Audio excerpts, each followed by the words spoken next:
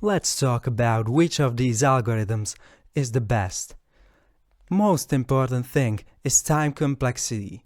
You might expect something like 2 minutes and 40 seconds, but computation time depends on size of input and also on computer.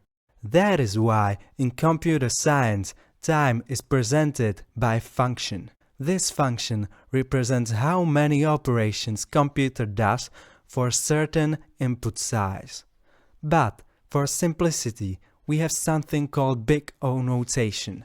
Big O notation basically hides unimportant things by saying that C times function inside big O is limiting the initial function from some input size, where C is some natural number. And as you probably know, you can draw a graph of these functions, and what we care about is how fast they are growing. If you draw these functions, you see that n squared is growing faster than n times log n, and that means that for n squared, we have to do more computation than for n times log n. So merge sort is faster than bubble sort and selection sort.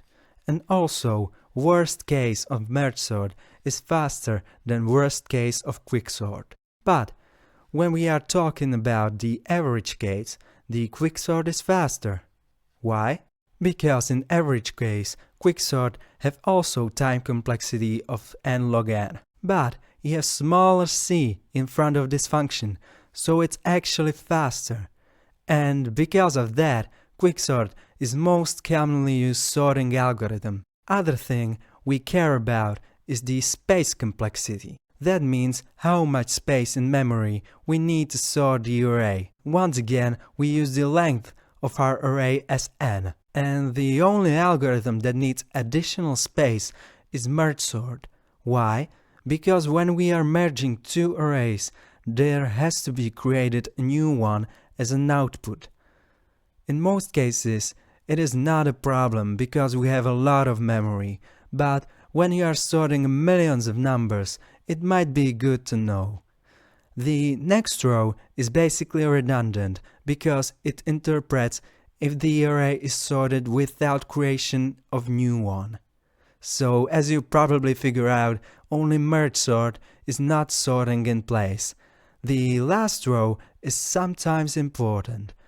When we are sorting, we can have case where we have two same numbers. Algorithm is stable when the order of the same numbers stays the same, so the first one have to be ahead of the second one in our sorted array.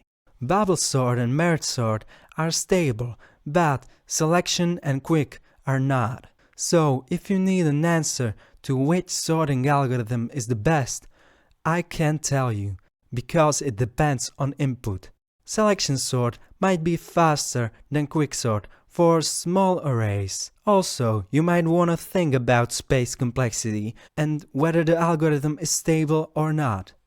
So, the best way to find out is to get some data and do some tests and see which one is faster. In most cases, quicksort will be the best choice.